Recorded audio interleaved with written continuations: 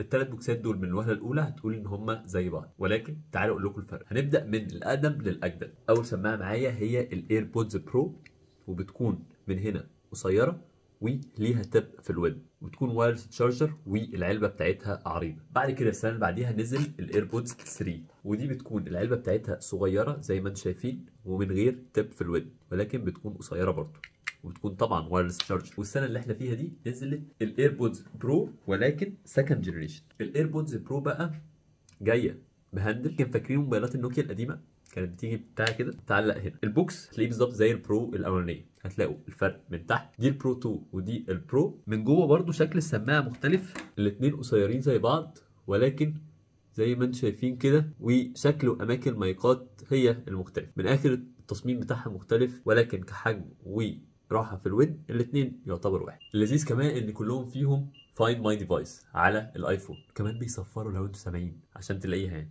كلهم بيكون التاتش كنترول بتاعهم من هنا وشغالين بشكل حلو جدا. لو حابب ان انت تشتري اي من الثلاثه دول هتلاقيهم عند اي جي ستور، هسيب لكم اللينك تحت في الديسكربشن.